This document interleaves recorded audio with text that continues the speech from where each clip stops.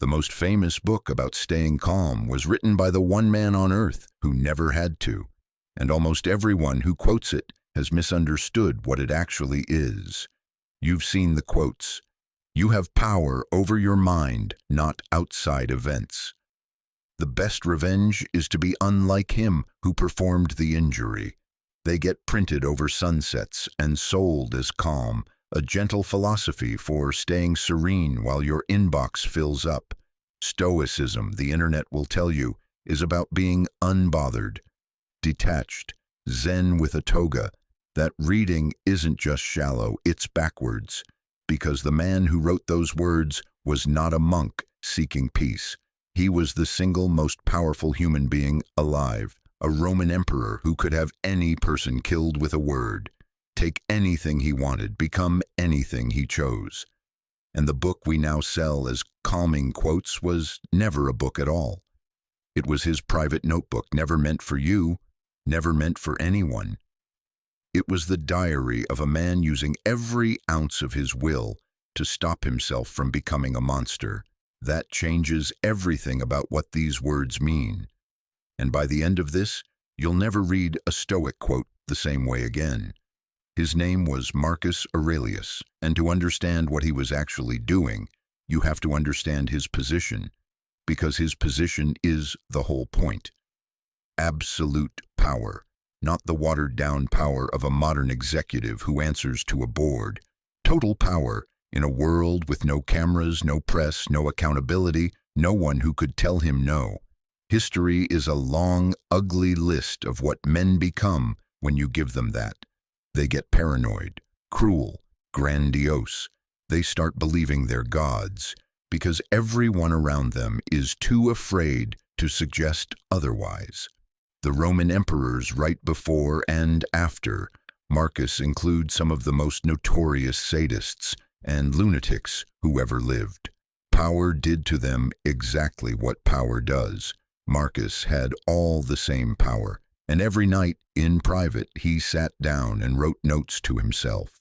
Reminders, corrections, hard truths, to fight the exact rot that had consumed the men around him.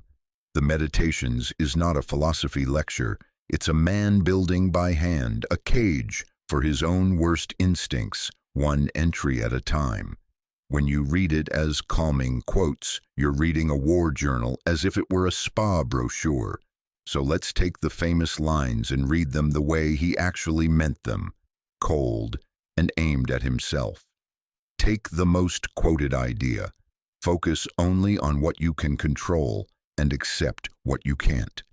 The self-help version turns this into a stress relief tip. Don't worry about traffic, you can't control it. But think about who wrote it.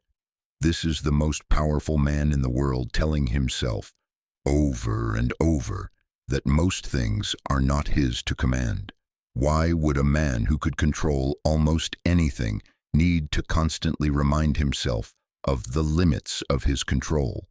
Because that is exactly the delusion that destroys powerful people. The belief that because they can control much, they should control everything. Marcus was using this idea as a leash, not to feel calm about traffic, to stop himself from becoming a tyrant who thought the whole world was his to arrange. The self-help reading makes it a comfort. The real reading makes it a restraint. Those are opposite functions. Take another. The best revenge is to not be like the one who wronged you. Softened into a greeting card, it sounds like, be the bigger person. But this is a man who could have anyone who wronged him tortured and killed that same afternoon with total legal impunity and no consequence whatsoever. For him, revenge wasn't a fantasy he had to talk himself down from wanting. It was a button on his desk. This line isn't gentle wisdom. It's a powerful man physically restraining his own hand from the button by reminding himself that becoming cruel is a worse fate than being wronged. That's not serenity. That's a man at war with his own capacity for evil and winning one day at a time. Pause for a second and think about this honestly. If you could do anything to the people who've wronged you, anything with zero consequences. Would you trust yourself? Would you stay who you are? One word, hold it, because that is the actual question the Meditations is about, and almost nobody who quotes it has ever had to answer it. Now, here's where it gets useful for you, because you're probably thinking, I'm not a Roman emperor. I don't have absolute power. Why does this matter to me? It matters because you have more of that power than you think, in miniature, every single day. And the principle is identical.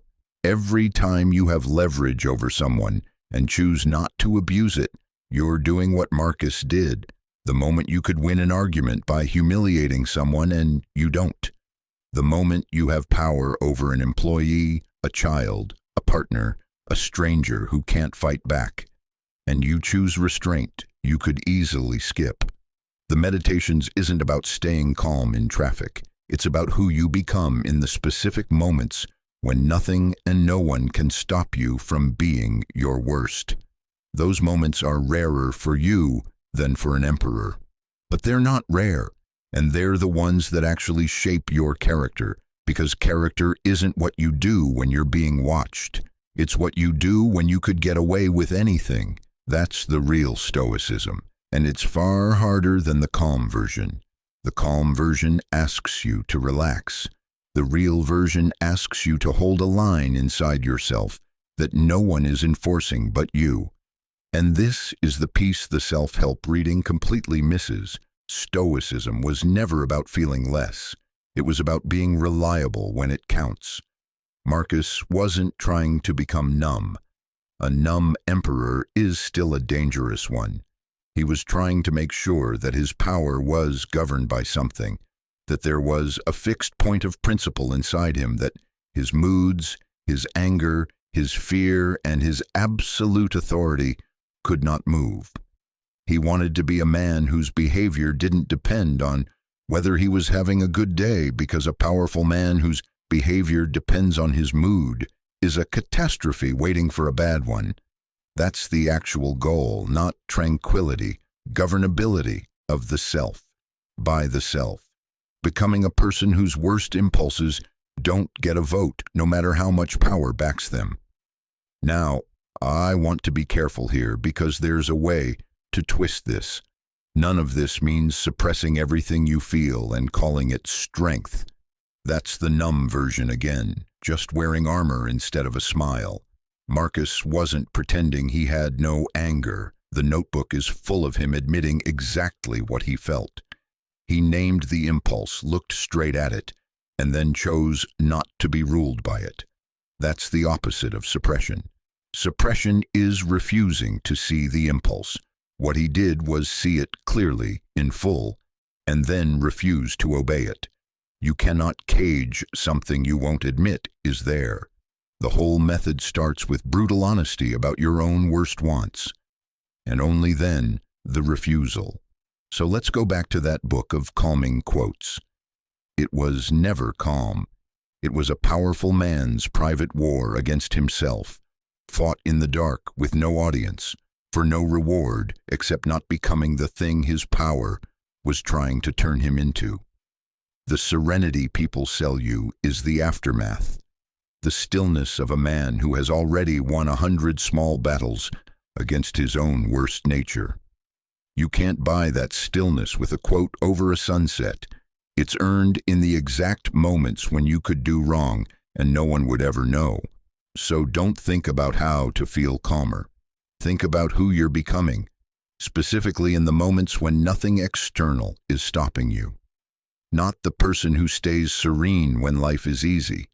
The person who holds the line inside when they have every ability, every excuse, and every opportunity not to, and chooses it anyway, with no one watching and no one to impress.